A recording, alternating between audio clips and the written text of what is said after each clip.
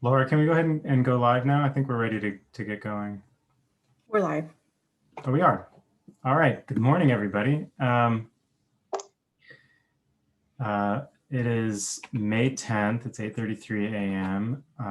Welcome to the South Pasadena Public Safety Commission regularly scheduled meeting. And happy Mother's Day to everybody. To all the mothers, at least.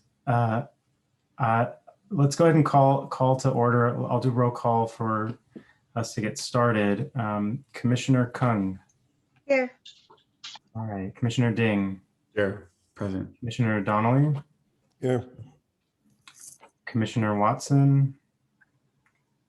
She's not here yet. Commissioner Angelatz. Also, oh. There we go. Commissioner Angelatz. Present. Great. Commissioner Cow. Here.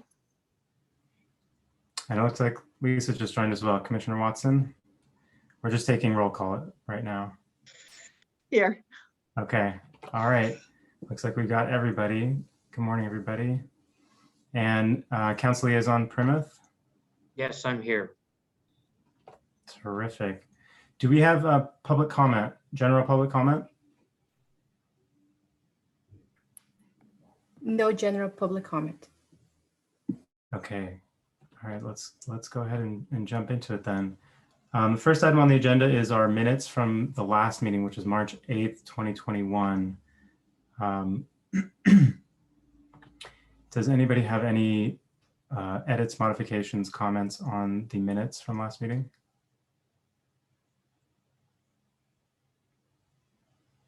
Okay, it looks like no takers. Do we have a motion? I'll make a motion that we approve the meeting minutes from March 8th, 2021. I'll second. Okay, so we have a motion and a second, and let's go ahead with a vote, roll call vote. Commissioner Kung, Yes. Commissioner Ding, Yes. Commissioner Donnelly, Yes. Commissioner Watson, Yes. Commissioner Angelatz, Yes. Commissioner Cow, Yes. and I will vote yes as well. So the motion passes unanimously. All right. Next up, we have a presentation on crime statistics, and I think we're joined by Detective Lee and Chief Selinsky. So I'll turn that over to you guys as well. And by the way, just at the outset, since we're getting into this, congratulations officially to Chief Selinsky for his recent promotion to permanent chief. Great. Well, thank you, everyone. I certainly appreciate that. The next presentation we have is by Detective Lee.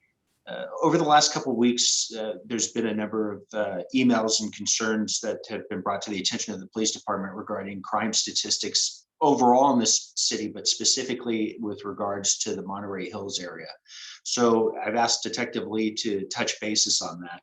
And Richard, if you're available and ready to share your screen.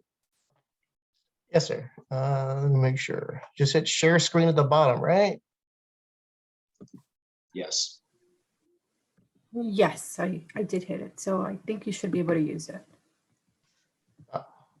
Yeah, it's also on page 10 of the agenda packet. All right. Is that working? Can that be seen?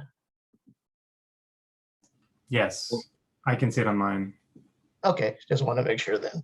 All right. Thank you very much for inviting me. My name is Richard Lee. I'm a detective with our department. I'm also the crime analyst and crime prevention officer. I'll make this short though, but we'll talk about our recent crime trends and also our crime statistics. Specifically, when we talk about crime statistics, I'm going to talk about our part 1 crimes. And there are 8 crimes listed as robbery, burglaries, and burglaries includes commercial and residential. It's lumped together. Larcenies, which means thefts. Motor vehicle theft means they steal the whole car. Homicide, rape, aggravated assaults, and arsons. Overall, if you combine them all, technically we're up about 19% at the end of April 30th compared to April 30th of last year. As far as the robberies go, we had 4. Most of it were street robberies. 3 of them were the street robberies. 1 was a robbery, what we call a SD robbery. Basically, someone shoplifts, and once they use force, it escalates into a robbery. The next column, you see burglaries. That was probably the most significant increase right there, 32%, 33%. Once again, that combines residential and commercial burglaries. And the high number you see for January of 14, that was primarily from commercial burglaries. The extra space storage place over on next to the Gold Line platform, each individual unit counts as a commercial burglary. So unfortunately, someone broke into 8 units. Well, that's considered 8 separate burglaries. So that's why the statistics show an increase there. We've had quite a few burglaries up in the Monterey Hills area, which I'll touch on afterwards. Larcenies, which is thefts, and that could be anything from a shoplift to a grand theft. So you see quite a bit of that is actually going to be catalytic converters. That's one of the trends we've had as well, which I'll talk about later on as well.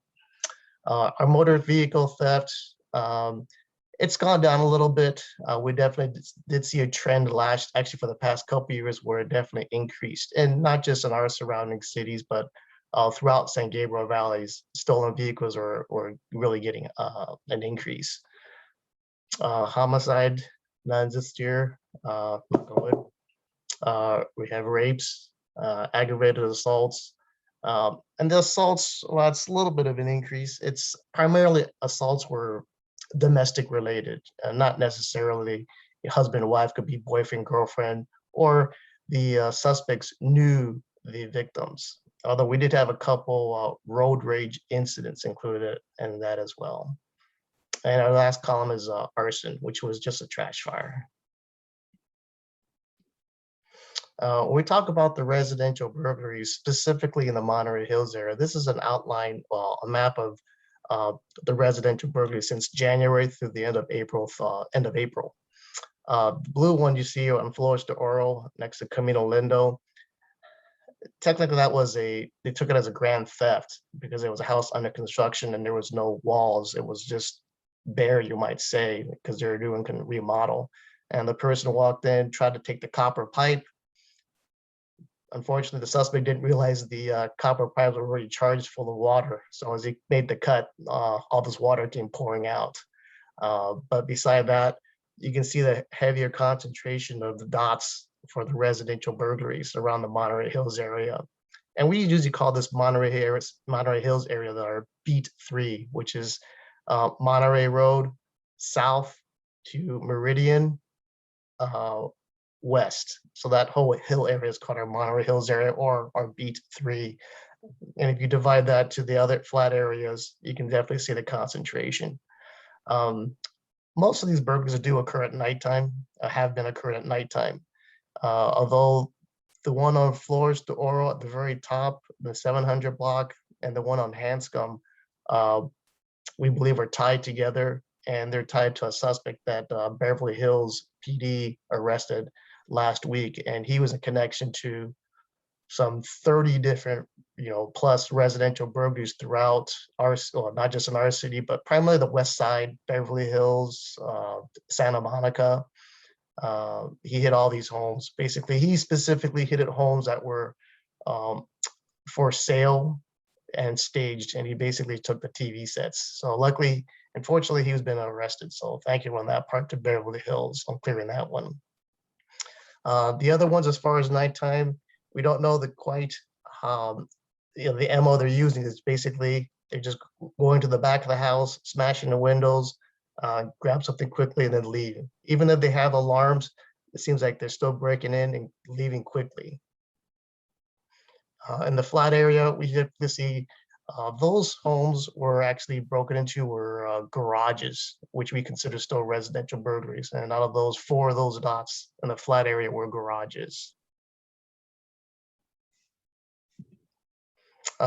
Big trend we're seeing, of course, is the catalytic converters. off of vehicles. That's a huge increase. We had about 55 last year, all of 2020, and this year so far as of April 30th, we're up to, I think it was 38 catalytic converters stolen. And that includes 2 attempts we had too, though.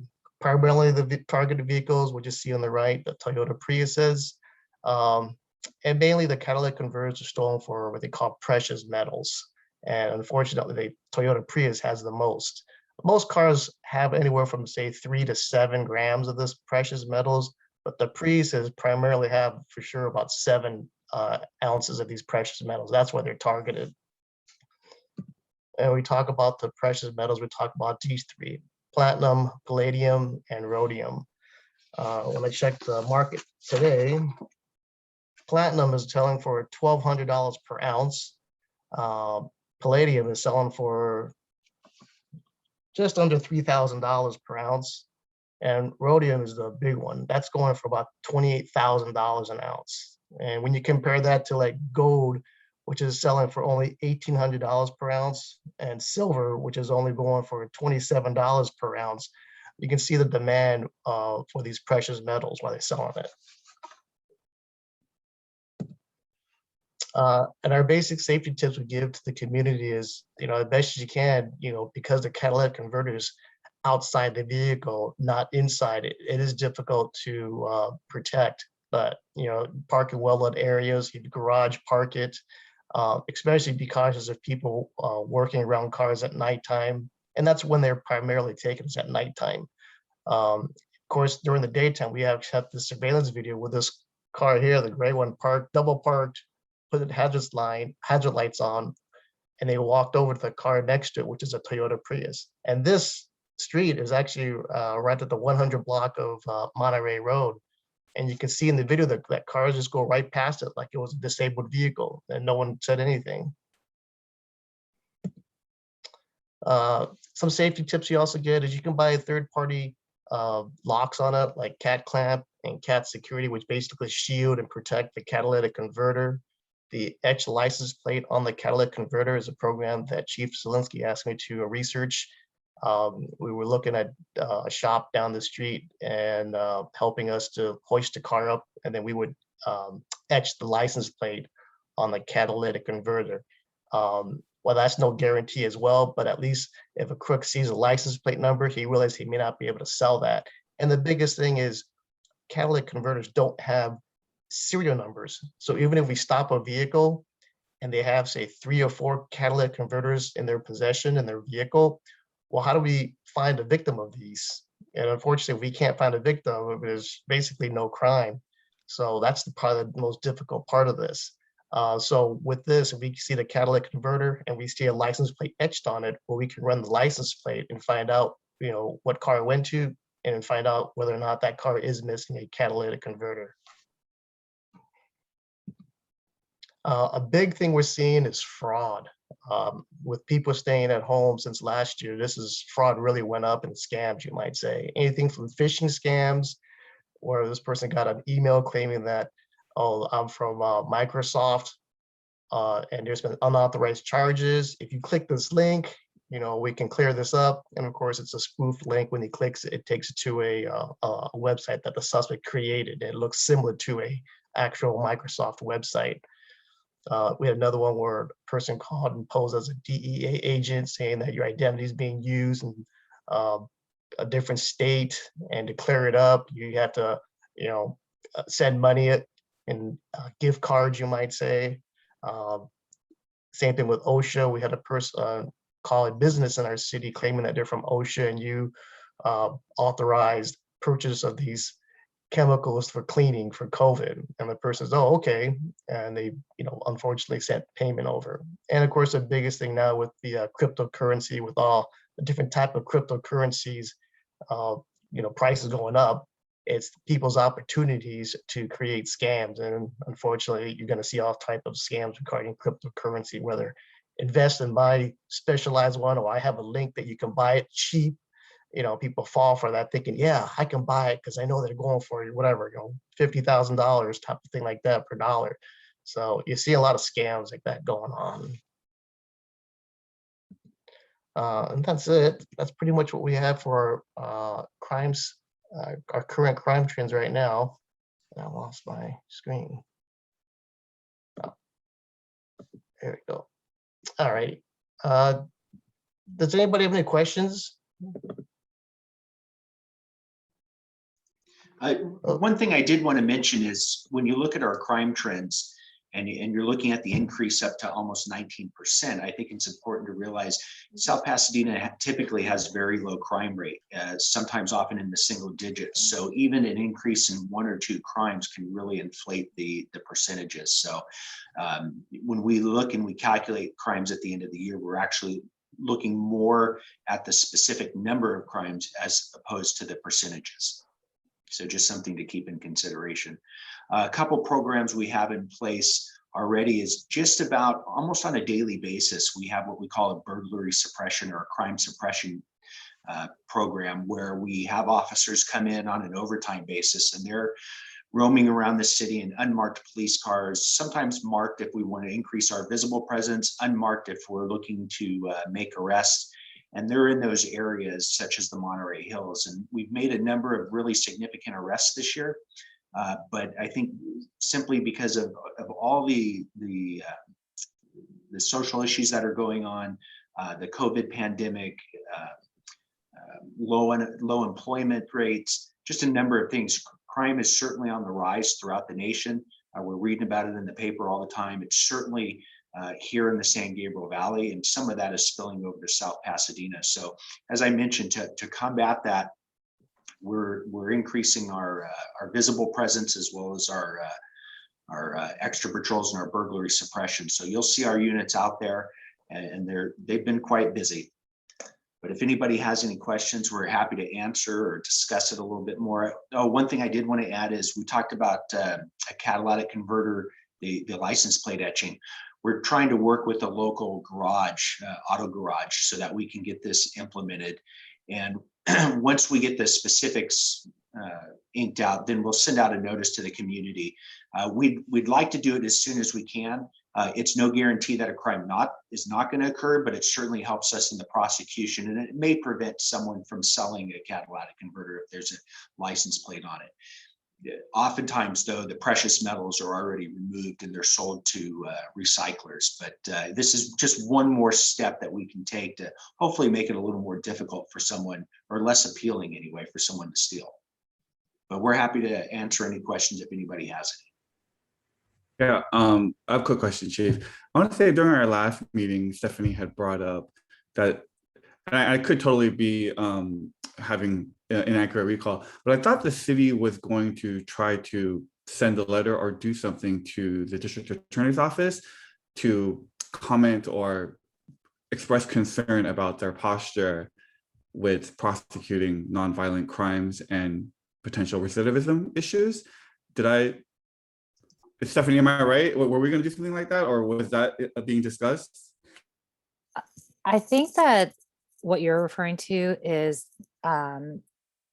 DA Gascon recently, well, I guess a few months ago, issued about like 8 or so new special directives. And my understanding is that there are certain communities who may not be in agreement with his position. And at that point, I believe that the council was looking into that. And I'm not sure from there whether or not the city sent a letter one way or not addressing those directives. Maybe Councilmember Primus might be able to comment. Yeah, I'm not aware of any such letter. I haven't had any discussions with our council related to that specific issue. I will tell you, we do keep statistics on the number of crimes that are not being prosecuted per DA Gascon's special directive. And I think we're somewhere around the neighborhood of about 20 to 30 crimes that have been rejected per those directives. Can I ask a question regarding your comment, and congratulations, Chief, where you noted about the potentially temporal increase in crime, potentially COVID related, and the use of overtime. Is it the policy of the department to try to mitigate that through the use of overtime for police force, or to do it through hiring through the city's budget?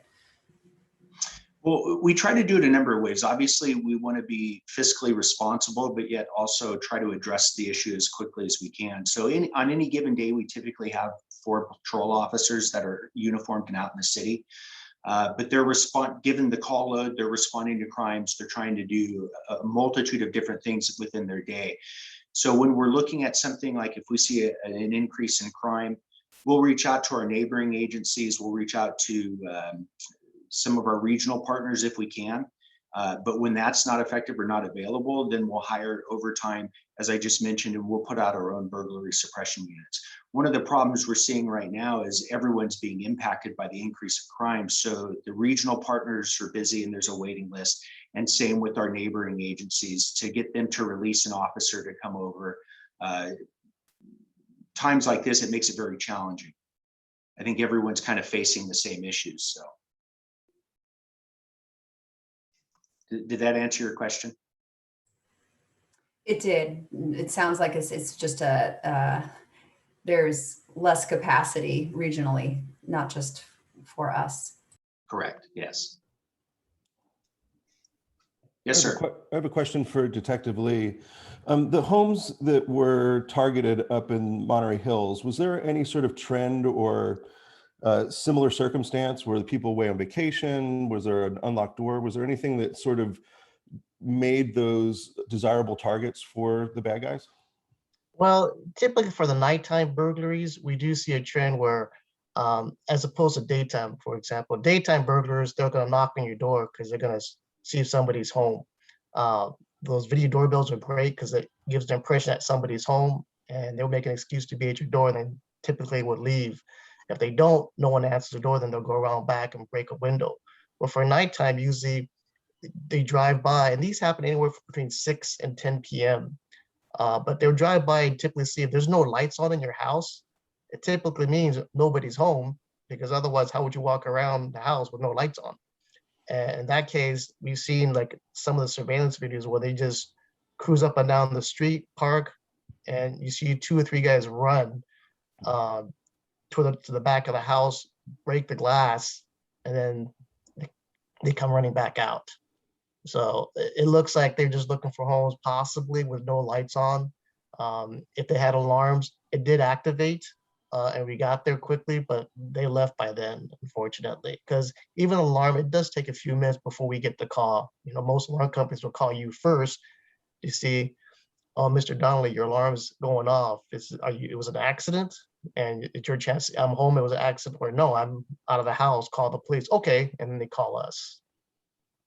But there wasn't one house, yes, that got broken into twice, and it appeared that they were out of the country. Now, whether, I don't believe they knew that the first time, no. It had the same method of entry, the same as everybody else. Possibly the second time, they've known, because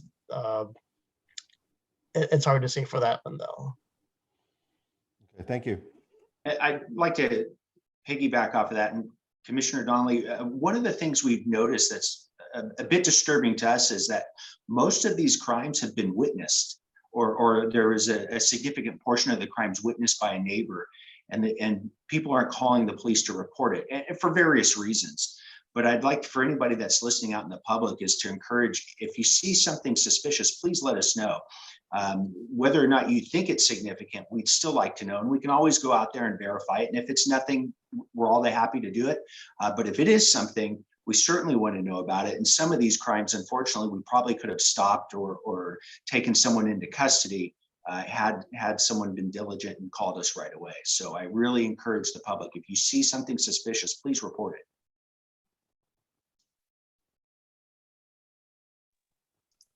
Yes, Commissioner. Just a quick follow-up. I think about like a year or so ago, I had asked this question regarding those Ring video doorbells, and it doesn't necessarily need to be that particular brand, but I know that, for example, Ring a while ago had like a rebate program that cities could enter into with Ring, whereby, you know, the city would fund a portion of it and Ring would fund a portion of the rebates, just so our community might be able to be more or have more incentive to sign up for those cameras. I'm just wondering if South Pasadena ever, reached an agreement with Ring. And then secondly, I know that, again, it's through Ring, but it doesn't necessarily have to be Ring. They've created in the past this kind of like, I forget the technical name of it, but it was some sort of community access portal where they created this platform where police departments could access video surveillance footage, not Request necessarily access. Ring, but other, excuse me? Could request access, Yeah, not could request, access could request indiscriminately. access. So for example, if there was, suspicious behavior going on in a particular neighborhood and there were 4 or 5 houses in a line where they might be, showing, I don't know, potential suspects coming up or down the street, the police department would have access to that. Did we ever do anything with that? Or I'm just wondering where we're at with that. We do have it. It's called the Ring Neighbors app. We do have access to that. We have publicized that. We have used that a few times. Unfortunately, it didn't yield too much success. The videos that we did see that we were requesting that if they saw a more detailed car, was basically just a car going like this right past. Okay, we saw the car, but it really didn't help us identify the suspects, unfortunately. And as far as the what you're talking about, the price for the Ring that the city subsidized for it, Arcadia had that. And unfortunately, Ring doesn't do that anymore. When we got the Ring program with them, I asked about that. They said that they don't do that anymore. I have one follow-up as well question. Has there been an increase or any sort of change in neighborhood watch activity or participation in the past year, given people being home, given, sort of where we are? We had a couple of interests, but we couldn't hold in-person meetings. So that was the only thing with COVID. However, we did have virtual neighborhood watch meetings, and that's something that we're starting to do now. Until we can start going back to in-person meetings, we are doing the virtual meetings. We've done a couple. Actually, they seem to work very well. The one benefit about these virtual Zoom type meetings is what you're doing now is you can record it. So for the residents who couldn't be at the meeting, well, they can watch it later on. We can just load the video up to a Google Drive, so only that one block will have the link, and they can share it to the other neighbors on the block who couldn't attend the meeting, and they can see it at their leisure. And that's probably one benefit that has over the in-person, because if you didn't make it, you wouldn't have anything information.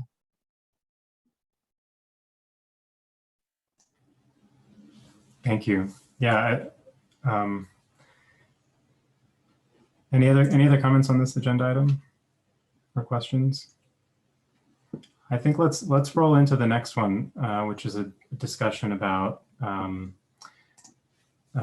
Chief, maybe you can describe a bit the circumstances around this, but there was a shooting incident or a rampage that resulted in the death of a resident. And then generally, that was a catalyst for discussion about some of the recent trends in hate crimes, increase in hate crimes for the AAPI community. So we've asked the chief to comment on that in terms of that incident in particular, and then generally that trend with respect to South Pasadena. Absolutely. So 2 weeks ago, for those of you that may have heard or saw, unfortunately, one of our residents was killed in Los Angeles while he was working in the early morning hours. And the incident in and of itself appears to be random. The Los Angeles Police Department, who's handling the investigation, hasn't notified us of any motive that they've found yet. 2 people were killed. Unfortunately, one was our resident. I believe 3 others were wounded. And the incident ended when the suspect took his own life on a standoff with police on the 91 freeway in Fullerton. Altogether, just tragic. But out of tragedy, I think sometimes we can see a bit of a bright light, and certainly we saw that with our residents coming together to provide support for the family. The outpouring of community support was just absolutely tremendous. And Yuki Kachian from the Chinese American Club here in South Pasadena, just really, her and her group just stepped up instantly and helped provide comfort and translation services and needed resources, immediate resources, everything from food to childcare. And I just wanted to say that really that highlights what a special community South Pasadena is. And when we have these issues, you know, people come together and they pull together, and I really believe it helped get this family through. So I wanted to thank her for that. But during that event, one of the things I kept hearing was a number of questions from community members that I came across was this a hate crime? And from what I know as of right now, no, it was not a hate crime. It just appears to be a random attack. Some of the victims were Asian descent, but there were others that were Hispanic, and it appears to be just a random act of violence where this individual just drove around shooting at people who just presented themselves as targets. And I think there's a little bit of an education component to this when we talk about what a hate crime is, as opposed to a hate incident. So a hate incident is an incident that is not a crime. It's typically speech is what we think about it is. And it may be a derogatory remark or something of that nature towards someone. And we always say this, it's based because of, this incident was done because of someone's race, because of someone's gender, because of someone's sexual orientation. So that is the real key when we're talking about hate crimes or hate incidents. It's based on because of someone's identity. So again, a hate incident, while it's not a crime, it's typically protected under the First Amendment, free speech. It may be derogatory or something of that nature, but it is not necessarily a crime. Now, a hate crime is just that. It's a crime committed because of someone's race or someone's sexual orientation, and it's specific. So we have to have that specific intent. And there's a couple different types of intent when we're talking about crime. There's a general intent, there's specific intent, and there's transferred intent. What we're focusing on with a hate crime is specific, and that means we the police have to show that someone specifically committed this crime because of the victim's identity. And that becomes the challenging part for us in law enforcement, because we really have to, and that's where we get into the questioning and really getting behind the motive of what the suspect's actions were. You know, is there a pattern? Did they say things before? Did they do things leading up to this? Maybe social media posts. So sometimes that can be really challenging. But we've seen an increase, at least in reporting of what people perceive to be hate incidents. And that's why I wanted to touch on this a little bit, is there is a big difference between what a hate crime actually is and maybe what is perceived in the community as a hate crime or a hate incident. So there is a big difference. I know I just went over it very quickly, but I'm happy to answer any questions if anybody has anything on that. And then we'll get to some statistics in just a second. I believe Detective Lee has those.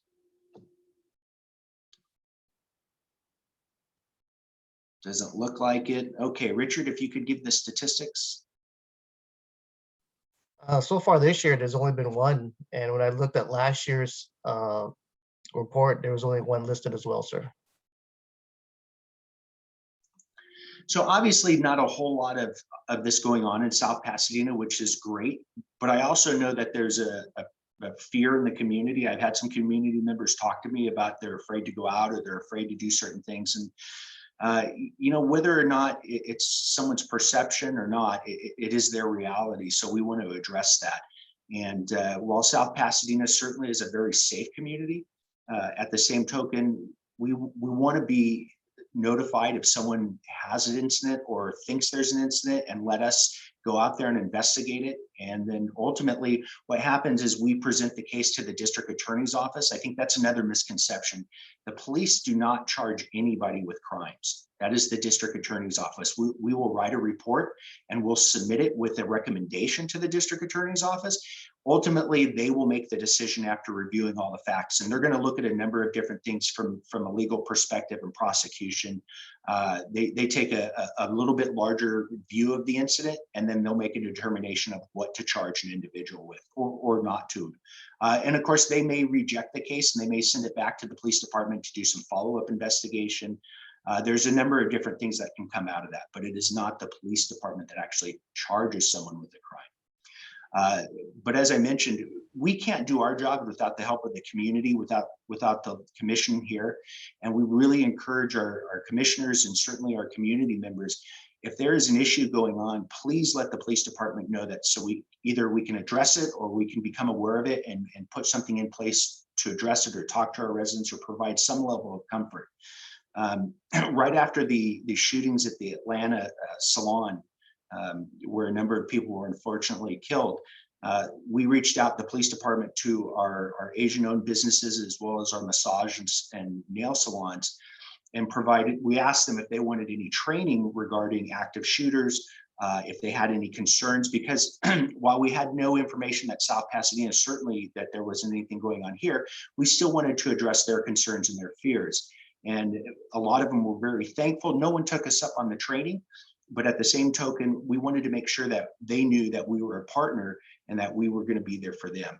The other thing we do pretty frequently, especially in cases like that, is we'll put out police cars around the city and mix them in with our active law enforcement officers that are out on patrol and on foot, so that we increase our visible presence just as a deterrent.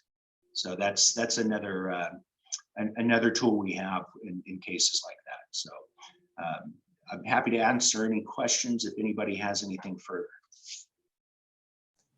I just wanted to clarify, you said for this year and for last year, there was one, is it one crime or one report of a hate crime or hate incident? It was one incident. And that's how it's, as Chief Zielinski says, it's the DA, district attorney is the one that adds it as a crime. And then we add it to our statistics, you might say. So do we keep statistics on how many are reported or how many, sort of calls that come in where there's either a perception that it's a hate crime or a hate incident? Well, no, because it wouldn't be until it goes to the district attorney's office and then they add it in as a additional charge. It's not a crime by itself, as the chief is saying. It's like you assault me. Okay, it's an enhancement. Yeah, so if you assault me, we take that as an assault, and then we can add on an enhancement charge of a hate crime, you might say. I guess, I mean, are you trying to ask, are the victim allegations documented, whether substantiated or not? Is that kind of what you're trying to get at? That's what I'm getting at. And I guess with that, I think gets to the question of, which I think it is a part of the investigation, right? Is it sort of changes the nature of the investigation a little bit, or at least adds to the investigation. Correct. If there is a hate or potential hate element to it. So I guess the question is that kept track of where an investigation goes in that direction, whether it's substantiated or not? No. We don't have the capability as of right now with our computer-aided dispatch system, with the current system, to differentiate between what's substantiated and what's not. And for what you're saying, as far as tracking, the new system, and this is one of the reasons why we push so hard to get the new CAD system, that will have that capability. So as of right now, the only means we really have to track something is once we get a final determination from the district attorney's office is whether or not they're going to file the case or not. Because as Detective Lee said, the enhancement doesn't come from the police department. That actually comes from the district attorney's office as an add charge. So once we know that they filed that case, it'll come back to us and then we can update the current system. The new system that we're getting, it's being built. I was just in a meeting last week and I think they said it should be implemented by this November. That will be able to track whether or not it's filed or not. So we'll have a much more robust reporting and tracking system. Yeah, but currently there's a moratorium on sentencing enhancements, isn't there? Or is it? I know we just talked about this, but is that still in effect, right? Yes, there are some concerns with the current DA's office policy. Their current posture. Okay. Nothing that we can control other than civic activism. Correct.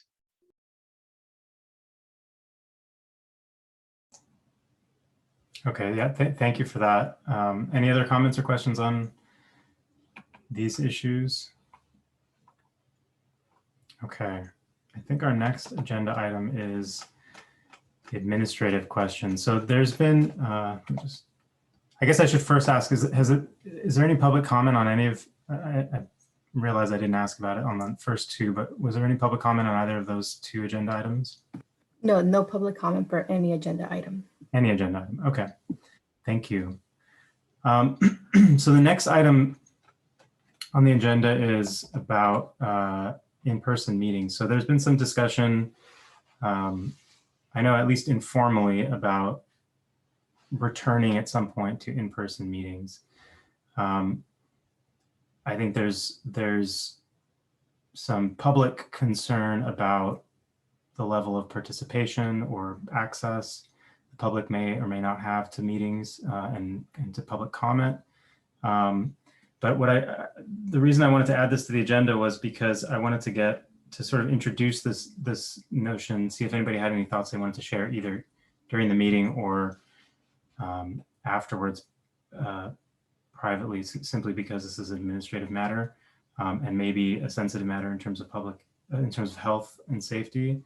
But I wanted to get a sense of the commissioner's comfort or discomfort with returning to in-person meetings, as soon as, I think somebody had raised the specter of potentially June or July, because I think there's a balance here, right? I don't know how much we may or may not be able to control whether we return or don't, but I think if there are true concerns by commission members as to returning to in-person meetings, then I think we need to, I'd like for that to be a part of the discussion. And if not, or if so, and there are on the other side, public concerns about access, then maybe we can see about how to mitigate those in tandem, right? Maybe continuing, because I think there's a specific concern about a lack of ability for public comment to be done live on this platform, on Zoom. I actually don't know, and I'd be interested if anybody has comments here as to why that's the case, because I know that's technologically possible. And I've actually been in public meetings under a different, not the Brown Act, but the Bagley-Keene Act, where that actually does happen.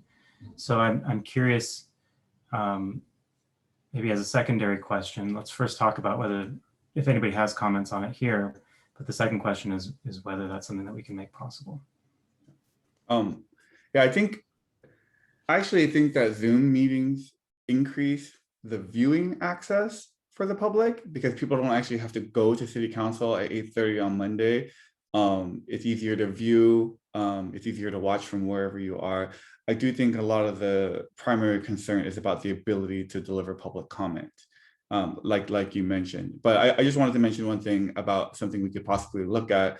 And I think council had started doing this last year, but we can actually try to do some type of hybrid meeting where 3 or 4 of us, I think it may have to be 4, are sitting in council, and then the rest of us are on Zoom, and that will still allow a platform for in-person live public comment, but with less, density in the council chambers.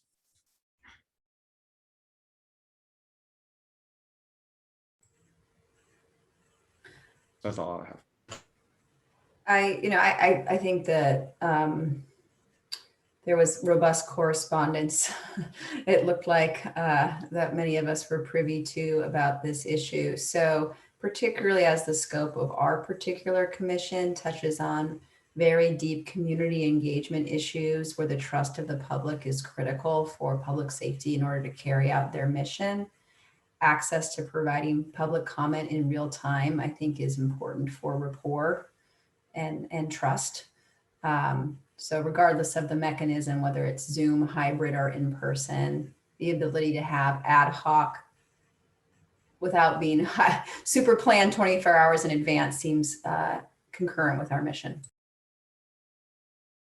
Yeah, and just real quick, that was something that we addressed last term or last year, in that our meetings were on Monday, and we had 72 hours to notice the meeting. But in order for staff to, and they were off Friday, so basically you had like no time to actually put in your comment, because the deadline wasn't Monday morning or Sunday, it was like Thursday, like PM or something. So we opened the window a little bit more, but it doesn't go all the way up into the real time.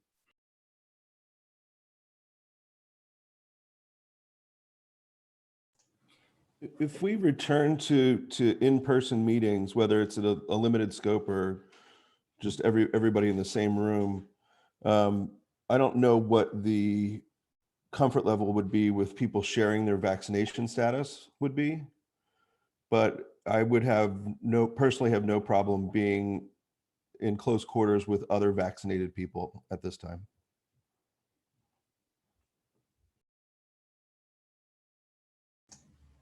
I do know that there's an open question. This is probably a question for the city attorney about what level of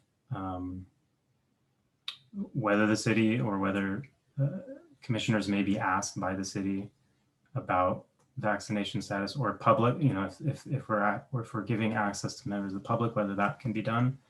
That may be an open question. I don't know if that's a question that has been asked of the city attorney yet by council or by the city in connection with this, but maybe, I don't know if somebody is able to comment on what steps are being taken or what direction this is going. Does anybody have the ability to do that? Well, before that, I think most of us privately are perfectly willing to let you know as chair what our status is. Maybe there's a little bit more concern if we need to tell everyone that's showing up, or just the general public as well, what the status is, but just my 2 cents.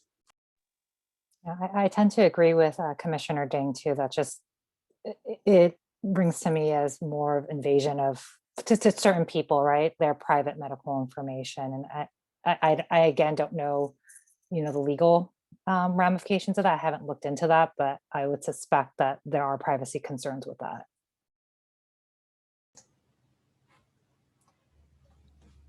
I know that the city manager is working on a plan for the council to return to in-person meetings, and I think he's going to address a number of these issues. So it might be good to connect with Sean and just see where he is, and then perhaps Amin, you can talk with him about what that would mean for this commission. And if I could, just to follow up on Councilmember Primus' comments, that the city currently has a safety committee that's spearheaded by Human Resources. I sit on that committee. We have given recommendations to the city manager as far as timelines in terms of when in-person meetings would be safe and feasible. And again, just to reiterate, Sean has that information. We'll probably have 1 or 2 meetings just to confirm, make sure everybody's comfortable with it. And then that would probably still fit with the timelines as you projected. Maybe, the June 14th meeting could still be in question, but the July meeting would certainly be a meeting that we could be talking about meeting in person again.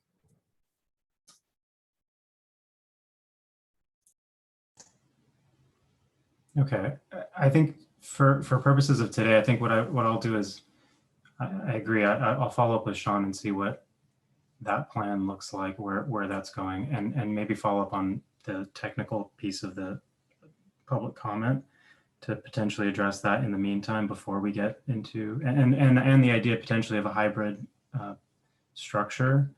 But in the meantime, I just invite, and if any of the commissioners have specific concerns that they may not feel comfortable sharing publicly and would prefer to share with me privately, please do so, so that we can incorporate that into the balance. And I don't think, and I don't know if anybody here has any thoughts on this. I don't think that those discussions, because this is administrative, touch on any Brown Act issues. So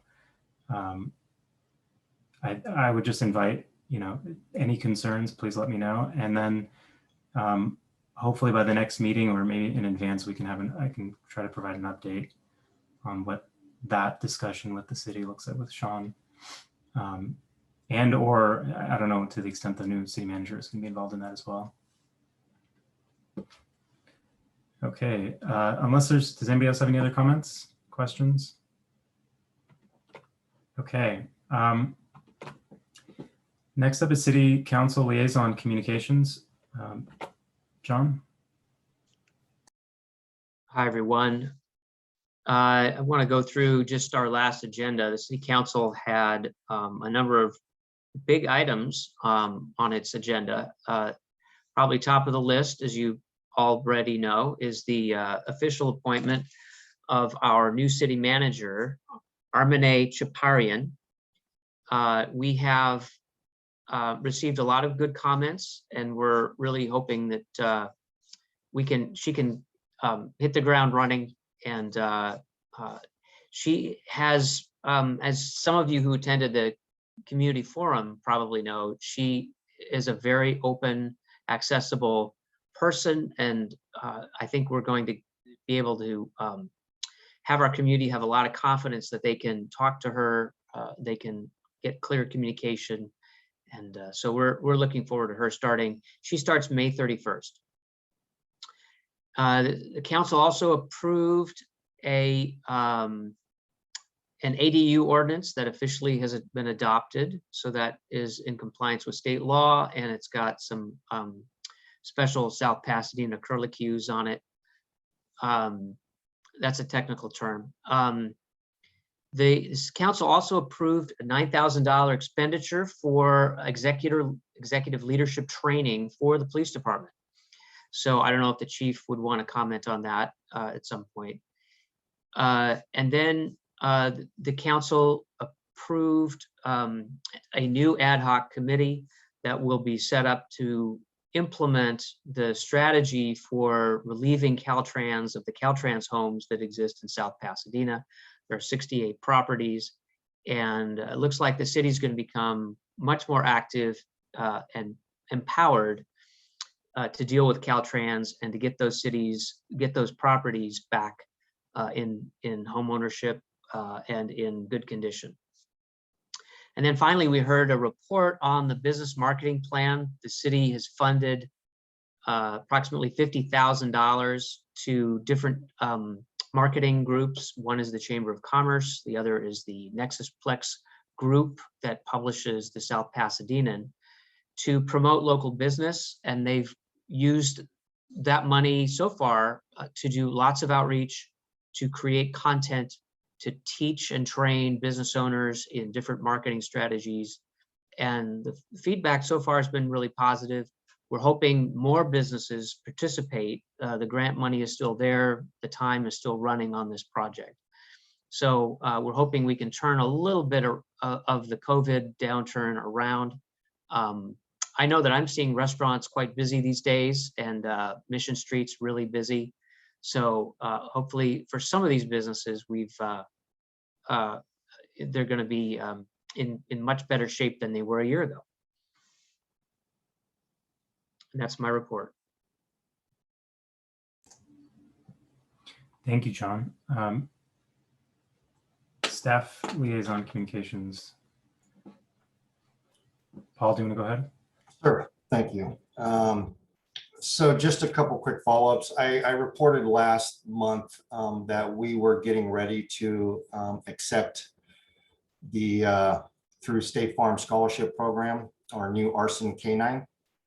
I'm happy to report that our arson investigator did successfully go back to Maine, complete a 1-month training session with our new dog.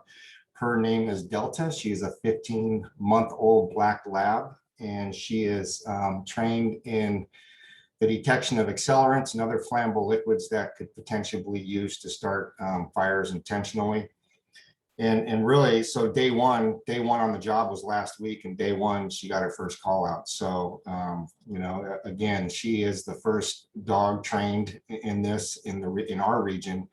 Our arson investigator John Papadakis has been participating in this arson task force in the San Gabriel Valley for going on 8 years, and currently she will be the only dog assigned to that arson task force. So we're looking forward to that. And again, just to reiterate, this is a scholarship program where State Farm picks up the total cost of the canine, and we are not obligated to investigate any fires that we wouldn't normally investigate. So we will, and I say that just because potentially with having that only resource, you know, that's the question we get probably first is you know, what's going to happen to our overtime budget, and what's the feasibility of us you know, providing that resource. So nothing really changes. We can say no to those, but I think it'll be a good program. We'll be able to manage it effectively. The other thing I wanted to give an update on is that last week CAL FIRE put out their annual assessment for the projected wildfire season for the state. Last year, it kind of got, with the pandemic and what we were responding to with periods of civil unrest, it kind of went to the wayside that 2020 was the busiest wildfire season in the state's history. We burned well over 4 million acres of brush and lost 33 lives, and over, you know, close to 11,000 structures were lost as well. This year, the projections are not any better, unfortunately. The state remains in a drought. There's areas of the state currently that have extreme fire behavior. We've had close to 2,000 fires already this year, and close to 10,000 acres burned already. LA County is already showing fuel moistures that are typical what we would see in July and August. So being that a quarter of our city is what we would consider a high hazard brush interface, we are definitely reaching out early. And our citizens in the Monterey Hills always do an excellent job working along with us to mitigate that hazardous vegetation.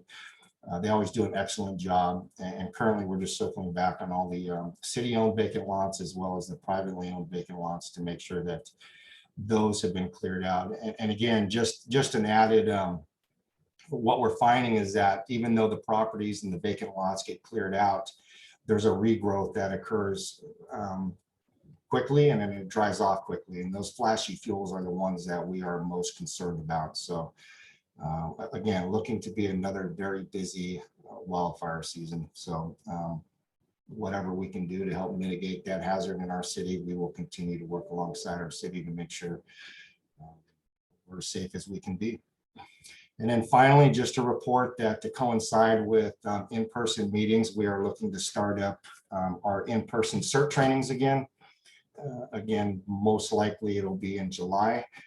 And for those of you who may not be familiar, we actually started that program. The city started the CERT program in 2014, and it remains a very, very popular program in which, you know, we've trained well over 400 plus citizens in the skill set of preparing for a disaster, being able to respond to a disaster and recover as a city. So we're looking forward to getting back to in-person trainings with the CERT program. And if there's no questions, that is the end of my report. Okay, thank you, Paul. Brian. A couple quick things to comment on Councilmember Primuth on the leadership training. I went to this training probably 2 or 3 years ago, and it's executive leadership training. It's sponsored by the California Police Chiefs Association, and it's held at Claremont College, the Peter Drucker School of Business Management. It's a 2-week live-in training for executive law enforcement, and it touches on contemporary policing philosophies, best practices. So it's excellent training opportunity. And one thing to note is that this is being paid through asset forfeiture. So none of the cost of this training is coming from the police or the general budget. So this is quite an opportunity. And then also a good week for our canines as well, for the fire department as well as police. Our police canine Barry made a seizure this last week, assisting a local agency with finding 24 pounds of methamphetamine hidden inside a residence. So that was quite a significant find for him. Barry averages roughly 3 to 4 fines like this every month. So he's been very busy, especially over the last few months. And then another notable arrest this week, our detective unit was out in Los Angeles. They were conducting surveillance on a resident on an unrelated case when they saw a domestic violence situation happen in front of them inside a car that had pulled up, unrelated to the reason why they were there. And as the detectives went to intervene, there was some struggling that they witnessed. And it turned out that there was a male suspect who was stabbing his female counterpart. So the detectives intervened, and ultimately their intervention saved that woman's life. So I'm very proud of the work that they did. Very fortunate that they were there at the right time at the right place. And then also we had mentioned we're doing neighborhood watch Zoom meetings. The next neighborhood watch meeting, Richard, correct me if I'm wrong, I believe it's next week around the 19th, and that'll be for the 1700 block of Via Del Rey. 2000. 2000, I'm sorry. So we'll send that link out to any of the commissioners if you would like to attend. But as we mentioned earlier, we found that it's been very successful. So we're hoping to continue these, and as we adapt to the in-person, we'll see how it works and see what kind of hybrid or if we need to change our platform. So that's the end of my report. Thank you. Thank you, Brian. I wanted to ask if you, and I know there was a presentation, a brief presentation about this made to council, but if you could provide just sort of some of the similar comments on the recent investigations that resulted in reports and letters that went out to citizens about some of the incidents from last year. With regards to that, I can tell you that the city manager received a number of complaints related to the behavior of the police department. A third-party independent investigator was called in. He investigated the claims very thoroughly. It was over a period of several months. The investigation was concluded, and I'm happy to report that there were no sustained claims of biased policing. There were some sustained claims of policy violations. Those notices have been sent out to the complainants, the findings of those results or that investigation, as well as to the officers. And I saw yesterday that the South Pasadena had written an article on it. But that's pretty much all I'm limited to saying. It's protected information from the penal code, so I can't go into too much detail. But other than to say that it has been thoroughly investigated and the results have been given out, what was sustained and what was not. Thank you, Brian. And this, just for clarity, is on the incidents related to some of the Black Lives Matter activists and others that resulted in, I think there were a couple of instances of battery and other actions and activities. So, but I understand the limitations and I understand the concerns, but it sounds like that's something that has been addressed and is going to be, I imagine, going to continue to be addressed internally. I would like to add that the police department has taken steps immediately as things were uncovered where training or shortcomings were identified. The police department has taken immediate steps to rectify that and move forward. So training has been a huge part of the police department's curriculum over the last several months. So that adds any clarification to that. Thank you. That's helpful. That's helpful to know. All right. Last up is Commissioner Communications. I'll just go down the list. Commissioner Kung. Hello, since I last reported, the schools did go back to hybrid. So about a third of all the school population does go to school in person, while the rest is on distance learning. And we actually have only 3.5 weeks left to the last day of school, being June 3rd. There are a couple of promotions being planned for 5th grade promotion, 8th grade promotion, and of course, graduation for our seniors during that time. Also want to thank the community, including the police department, on the recent deaths of our, a parent from one of our schools.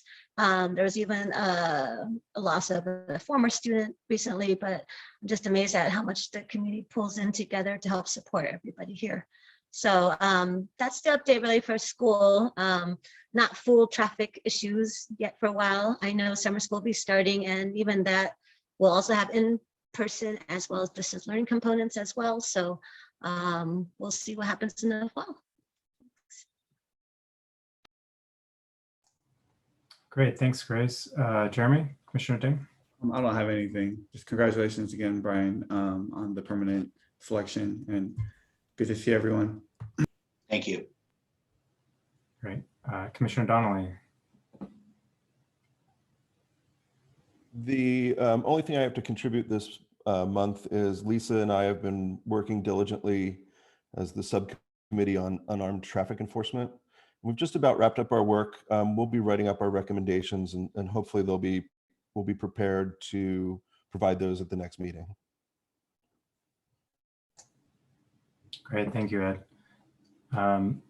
Commissioner Watson, Lisa. Yeah, and just to add to what Commissioner Donnelly just said, we're going to be setting up a meeting to talk with our new chief. And that's it. Great. Commissioner Angelatz.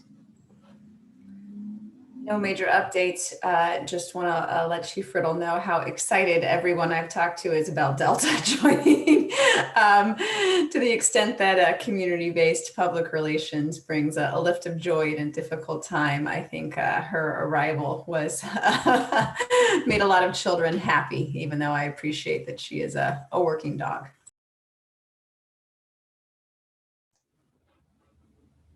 Great. Commissioner Cow. Just two quick things. First, I just wanted to echo my fellow commissioners and extending a big congratulations to Chief Selinsky on the well-deserved promotion. Our community is very lucky to have you as our permanent chief. And then second, the city issued a boil water notice a few weeks ago in the Monterey Hills area, which essentially necessitated the boiling of any tap water before use due to the potential water safety issues and contamination. Luckily, I happened to check my email over that weekend and saw the notice was issued, but it was not until the week after that I realized that I could sign up for real-time city calls for items like this. I know that when I got the notice via email,